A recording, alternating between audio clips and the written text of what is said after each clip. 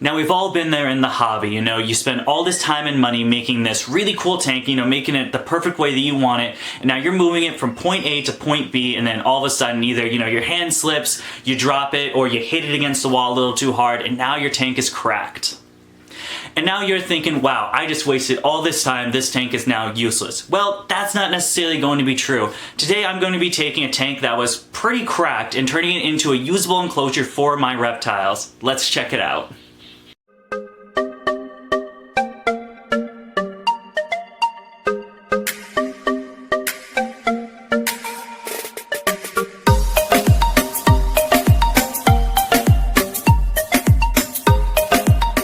Now in the 5 years I've been doing this, I've probably broken at least 3 or 4 enclosures, and it's gotta be one of the worst feelings that I felt in the hobby.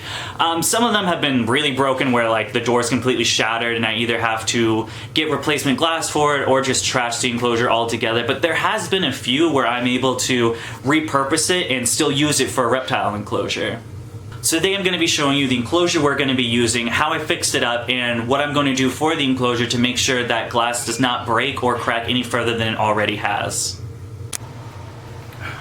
So here's the tank we're going to be setting up. Now, I'll be completely transparent with you guys. I actually didn't think of making this video until I brought the tank in. I was just about to set it up, and then I realized, oh, you know what? This might benefit some people on the technique I'm going to be using in order to helping keeping the some pressure off the glass. So I don't have any before footage of what it looked like or me siliconing it, but basically the tank was shattered in this pattern. So we got some pretty healthy cracks. It went down pretty much halfway around the tank and then it spidered off in some areas.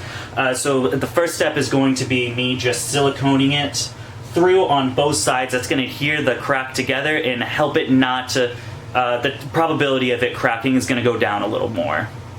So now that I have the cracks all sealed and the silicone has dried, I'm ready to start putting some stuff back into the tank. Now, usually what I do for drainage layers is going to be like clay balls, gravel, stuff like that, but that's going to be a little too heavy for this one, so instead we're going to be using this guy right here. Now this is, oh, it lost me. There we go. So this is egg crate. You can get it at Home Depot for about $16 for a 4x2. It's in the light section. It's supposed to be like a light cover. And we're going to be using this today to create a false bottom for the bottom of the tank. So the first step you're going to do is take your nice little tape measure and then measure off the length and width of the glass in order to make a cutout for the bottom.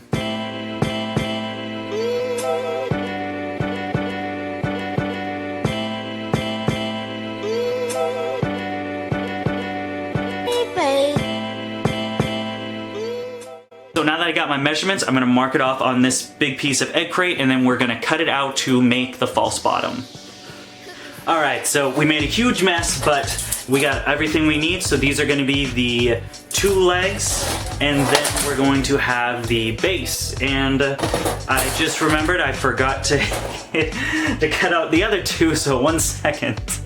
And I'm back with the last 2. So now we have everything we need to build this base. So just real quick, I gotta go grab some zip ties and we're gonna zip tie this all together to create the false bottom.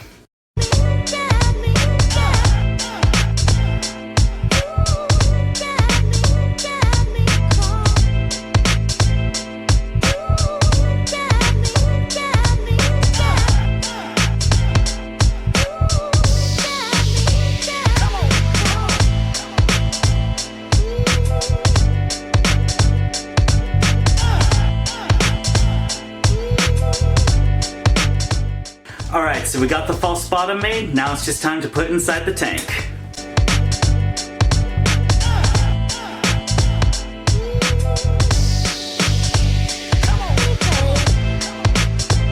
And there you have it, guys, how to make a false bottom as a drainage layer for your cracked tank. Now, if you want to see what the rest of this tank's going to look like, you're going to have to wait for part 2, which is going to be a setup for my red-eyed crocodile skinks. So it should be about a few days. I'll post it right after this one. So if it has been a few days, it's going to be right here in this link. But other than that, guys, as always, if you liked the video, please feel free to give me a thumbs up. If you want to see some more of my animals or breeding products, you can follow me on Instagram and Facebook at DBCB Exotics. And other than that, thank you for watching, and I hope you have a great day.